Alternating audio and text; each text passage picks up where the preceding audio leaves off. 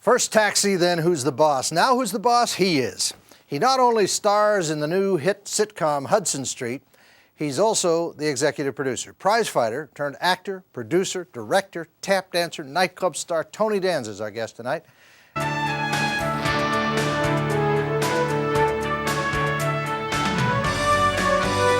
5-year run on Taxi, 8 years on Who's the Boss.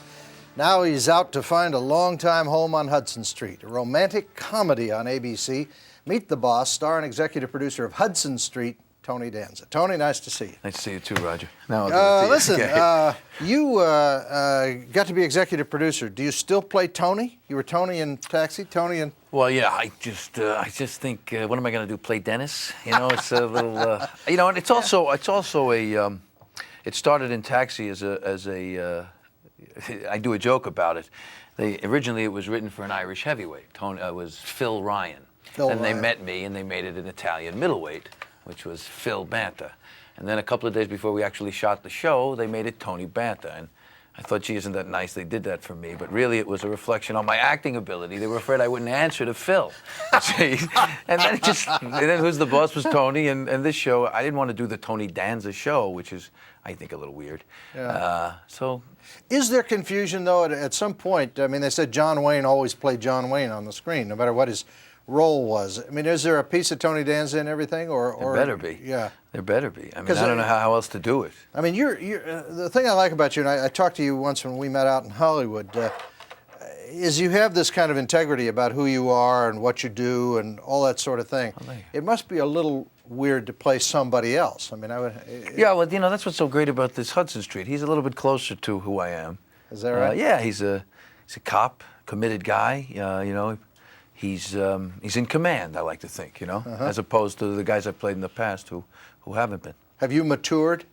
I think it happens. I mean, you're not going and punching out guys in nightclubs. Did you deck a guy one night in a nightclub? I've had a beef or two, but I've matured.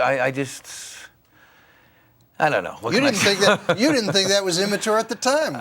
I think there was a reason for it at the time. I know, Listen, you know, it's not an arbitrary thing. You know, I have to say. I mean, I know I've been in trouble here and there, but it's never been an arbitrary thing. It's somebody wanted to fight. You accommodated. Okay. Is that right? Listen, I've been in a few. I know I don't look like you, but I've actually been in a few. Bet. So I understand that. I grew up a blue-collar background in Ohio. You grew up over where, in Brooklyn? Brooklyn, yeah, in the East New York. Your dad section. worked for the sanitation department, right on the street where I lived. You're kidding. And my mom was a bookkeeper in the neighborhood also. Were you a good fighter? You could have done all right, right? I was a good puncher. What's your best punch? Well, I could punch with both hands. Really? Yeah, I was a big puncher. Because if you're a right-hand puncher and then they teach you how to throw a left hook, the left hook is a much more powerful punch, even though you're a right-handed fighter, because it comes across your, the worst picture of all time, comes across your body. You see when you get knocked down by a right hand? Yeah. See when you get knocked down by a right hand, you go down. When you get knocked down by a left hook, you go up in the air and you land on the back of your head. Wow. So it's a difference. But I was a good puncher. I wasn't a great defensive fighter. I made fast fights, you know. So you had to kill him in the first 30. I always said, you know, I'm very good in the first 30 seconds. Then I get winded. So, I mean, I have to kill him. It had nothing to do with wind. It was a style. I mean, I wasn't... You wanted to go in and I wasn't there to make quickly. hand motions. You never would have made it because you wouldn't have been able to throw fights and carry a guy for 7 rounds. So you wanted to go in and get it over with. Go home. Yeah. I don't know. Nowadays, it's not even about that. It's about how they do all these non-competitive fights, charge you top dollar, and then expect the guy to get knocked out. Otherwise, they're not happy. Do you like boxing? I mean, do you watch it? I mean, do you think? How about the people who say we shouldn't do it? It's not a good sport. I don't know. I mean, if it weren't for boxing, I wouldn't be here. I mean, boxing got me here. And I guess for every good story, there's the terrible story. I mean, you look at Muhammad Ali. Where would Muhammad Ali? You look at Muhammad Ali, though, and you say, Jesus, here's the sport's greatest protagonist, right. and he's having trouble. He's walking on his heels, you know. Right. I feel for him, you know. I mean, he's a friend, and also he was my hero. So it's hard. So there's a contradiction here. Yeah. Having said all of that, I think the shape of it today is pretty bad. I think the shape of it with all the organizations, the ruling bodies, and then these couple of the promoters that you know, Yeah, put on these Don scams. King It's and a these scam. guys are putting It's just a total scam. putting somebody in the ring who's not qualified to be And there. you know, you got to give Pete McNeely a little credit because he looked across the ring, saw Mike Tyson, and said, "Okay, let's go." And he ran across the ring and gave it a shot. The scam was when they made the match originally. Yeah, right. And then people got mad that he didn't stay in long enough to get knocked. The other guy saved him. I think boxers are like political candidates. You know, when they actually get in the ring, they actually think they can win. I've never met a guy. I see a guy who's got 3% of the vote. He thinks he's going to be president. Well, wait a minute. It's different. I'm telling you, it's different because I'm telling you, a lot of heavyweights would have seen Mike Tyson across that ring and looked for a soft place to land. I'm telling you. Yeah, I think I'd have tried to cut a deal with Mike. Right? Wait a minute. One shot, I'm going down. Yeah, but the kid he made a shot. He took a shot. I was really. In fact, there was a second. I was talking to Alex Wallow from ABC, the color guy, and he said that there was a second. I boycotted the fight. I didn't see it until it was replayed. I just boycotted it. I wouldn't buy it. Because you knew it was It's a scam, and until we say we're not going to go for it anymore, they're just going to keep doing it. You're going to see the same fighters fight over and over. Pretty soon you're going to see Betty White in there with. Anyway, there was Mike a second Tyson. after after McNeely took that lap around the ring after the knockdown. There was a second where he backs Tyson into the ropes and he's throwing everything. And for a second you thought maybe he'll hit the lottery, just for a second, And of course it didn't happen, and it wouldn't happen. But it was. So I think boxing has a lot of pluses and a lot of minuses. I get worried sometimes that they have referees that shouldn't be in there because the referee is really important. They make a hell of a difference if they don't catch it in time. That's right. If somebody in there is bleeding. Not only that, but we have it's a weird thing. You have on the one hand you have people who say you got to go all the way. They got to finish this thing. On the other hand, you see guys who know it's over already, and they have to have some ability to make that judgment. So that's. It's a scary sport. You have sons or daughters? I have a son and 2 daughters. Would you like your son to be a fighter? No, I wouldn't. I would not. Now, what are you going to tell your son about getting into fights? How are you going to be able to say, now listen, take it from me. Don't get into any fights in your life because today it's too dangerous and it's not a good idea. I believe that myself. Don't get me wrong. I believe that. I don't want to get in any fights. It's the last thing I want to do. You don't know what you're dealing with. I box with. every once in a while. I go into the ring and I get hit on the chin. I hit a guy on the chin. I feel better. You feel better. You feel better. Tell me about being an executive producer. How'd that change your life, and does that screw you up as an actor at all? Because your head's into the business side as well as the acting side. Well, it's funny. I directed and I wrote this little movie and directed a short picture. I made it last year. It's called Mamma Mia. It's about my mom, and I directed it and acted in it, and it was really tough, really hard. And I thought that was going to be the same way with the executive producing thing. But I have a great support group. Mm-hmm. My line producer, Tracy Ormandy, and the girl that runs my company, Melissa Goldsmith, the 2 guys and the girl that are actually show running, the other 3 executive producers that are show running. They make it possible to delineate the two. I haven't had any problem so far. It's a lot more work. You're involved with a lot of stuff. Which when I was on Who's the Boss, as much as I was involved, I wasn't involved to this degree. But I'll tell you, what happened is I wanted to start a company. I got this little company called Katie Face Productions. We're at Sony. We've made a few shows, a couple of TV movies.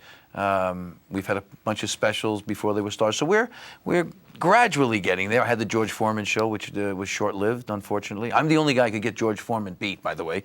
That's right. Don't hang around with Danza. It's the end of your career. Unbelievable. But it's really, the dream is to make something out of this little company. And now with Hudson Street, the possibility is really there.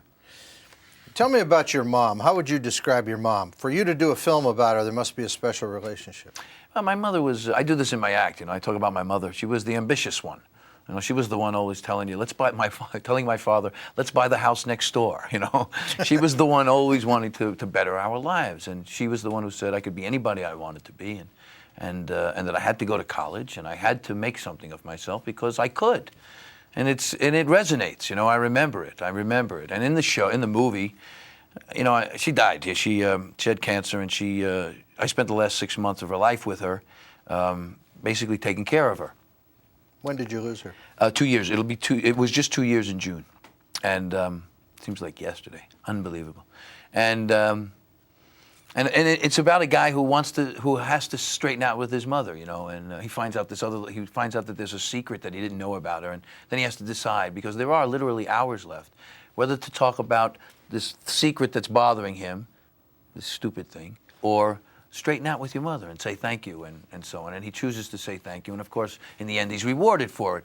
But in the movie, I say to my mother, I know I'm me because of you, and I want to say thank you. And she says, great line, and it happened. My mother said this, she said, wow, that's a big thank you. Oh, that's wonderful. We'll be right back. We got to take a break here. Man of many talents, Tony Danza. Stay with us. We'll be back in just a second. You know, Detective, it was utterly refreshing to go out on a date and not have to worry about all that sexual tension. Oh, yeah, I know what you mean. You know, that last electric moment before you kiss someone for the first time. The little hairs on the back of your neck rising. Your lips moving together slowly like magnets, and you can just taste the kiss, even though it hasn't happened. Yeah. There was none of that. We're talking with star and co-executive producer of Hudson Street, Tony Danza. It's co-executive producer, right? It's actually executive producer. It is executive, because I saw that up there and I thought I'd said executive producer. Titles. Titles, yeah, that's right. It is important, though, isn't it? I mean, because you really, ultimately, the buck stops somewhere. Yeah, well, in this case, it certainly is. But I was just alluding to the fact that titles have become very, very important. You know, you negotiate a deal with a writer or something, and somebody has to have a certain title, otherwise it's not going to work. Yeah, I always wanted emperor on my that stuff, would be bad, emperor. Nobody would ever let me have that, but I'd wanted that ever since I was very young. What's the worst job you ever had in your life? The worst job I've ever had in my life. I think comes to mind immediately. I shaped up for North American van lines for a few years after, for a few months after college, where you'd get up at 4:30, try to be the first guy there, and sit in this room, and truckers would pull in that were either unloading or loading in the area, and they'd come in and, you know, they'd pay you to unload, you know, 15,000 pounds of furniture in a day. That's not good. You know, that was a pretty bad one. One of my first jobs was I was a dishwasher at the Jewish temple on Long Island, a caterer. I worked all over. I ended up staying with them all through college. Started being a kitchen steward and running the kitchen for them. But that was pretty nasty around dessert time when they throw all those things in there. You know? So that's pretty bad. What'd you study in college? Studied history, studied social studies. I was going to be I was an education major. Right. Got out of school and said, didn't want to do that. How did you grow up politically? Were your parents conservative, liberal? Being in Brooklyn, being working class? Well, my father was pretty conservative. He certainly was a fiscal conservative, and you know, he was an immigrant. I mean, they were immigrants themselves, so they had a lot of compassion for people. But they were really they really believed in the American dream and trying to be part of it. You know, getting on board and doing their best to do that. You were discovered as a fighter, right? And somebody said, let's give you a screen test, let's see if you can do something. If you hadn't passed, if you couldn't act, if you didn't have the personality you have, what would you be doing today? It's a good question. I probably would be champion of the world. What weight class were you? A middleweight. Middleweight? That was pretty good. Yeah, I think I was pretty good middleweight. That's a good question. I hadn't thought about it. I sometimes think about teaching a lot now. Because at the time when you're in your 20s, you know, I was in my 20s, I was hardly ready to do it. But now I think about it a lot. I think maybe that would be the thing. And my best friend, who's coming in later, Mr. Bobby Guvinelli, who's been teaching since we got out of school in '72, you know, he's one of my heroes, this guy, because he's in there every day with these kids and making a difference. So From what I understand about the New York public schools, it would be helpful if you were a fairly conditioned middleweight to work in the public schools. It's a tough job for teachers. Tough job. I think cops and teachers, tough jobs. Have you been reading about the fight? The mayor wants to take over more of the schools. Do you agree with that position? Well, I did agree with one thing he said. He said they spent $8 billion, and if you walk into schools, you don't know where that money is. I did agree with that. I'm not I don't have any problem with elected enough officials. with the. I don't have a problem with elected officials running the school system because they're accountable. We can vote them out of office and throw them out. It doesn't bother me. Then again, I wonder if there's just a better way to do it altogether. What age group would you like to teach? Where do you think your rapport is? You know, I was thinking at first I wanted to be a high school teacher, but I'm now thinking like 6th, 7th, 8th in there. I think around. That's a real turning point in people's lives. That's what I think, to make a difference. Do you have any memories of yourself in those grades? What was going on inside of you? Well, I had a little problem during those years. That's when I had my my first little bit of problem. Brooklyn was changing, and we moved in '65 when I was in the 10th grade. So my 6th, 7th, and 8th grade, I changed schools a few times. I went from the Catholic school to the public school, from the public school to a private school, because I was having a bit of a problem back then.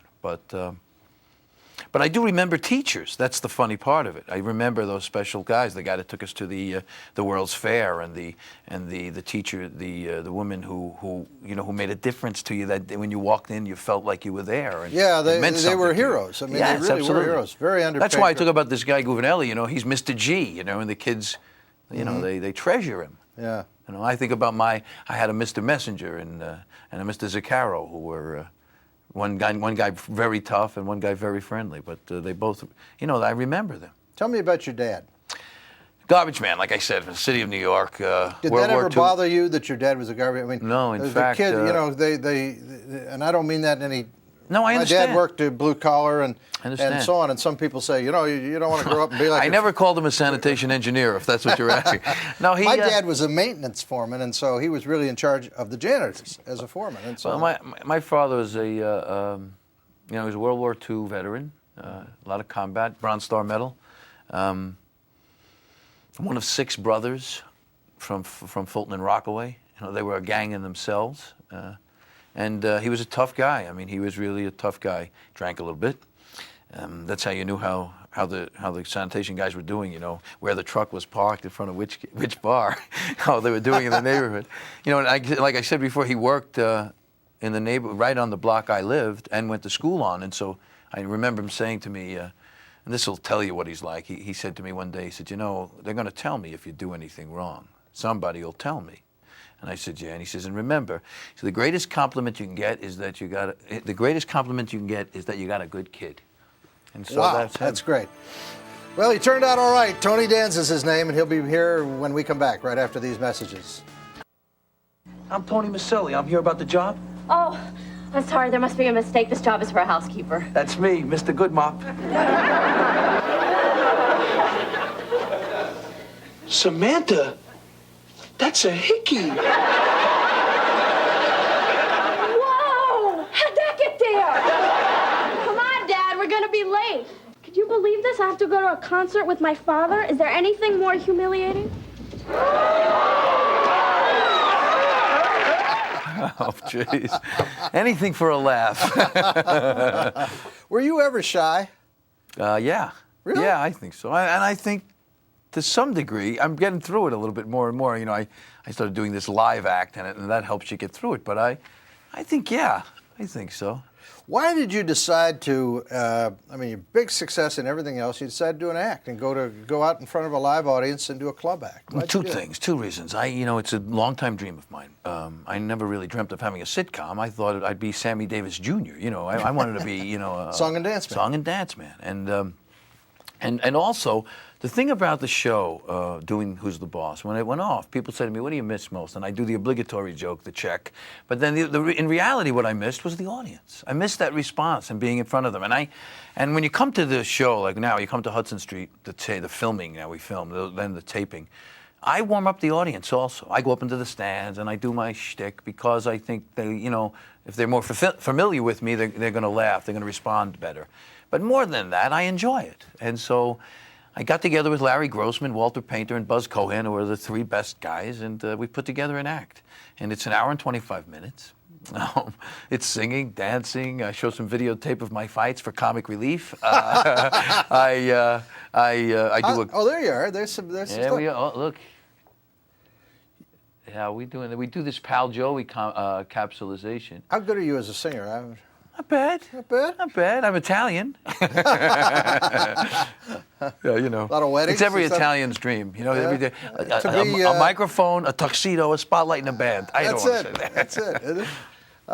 But it's really a long time dream, and I'm excited. We were in resorts in Atlantic City. Merv Griffin gave me a job, good guy, and now I think I'm going to play the Mirage over Super Bowl weekend in Vegas. Really? Yeah. When's Super Bowl weekend? That's January. End of January. 19th. Or It's something right like that? around the State of the Union message, and 25th? I always got them mixed up. I could never. No. They're about the same. Easy to get Yeah. those two mixed up, Roger. How do you were telling me a story about George Bush. You knew George Bush, didn't you? Yeah, He's a great guy. He's a great guy. I was telling a story. We were out to dinner with him after the second debate with Dukakis. He's in L.A., and I'm with the president and his wife, Tommy Lasorda and his wife, Peter O'Malley and his wife, and Weintraub and his wife, and me and my wife.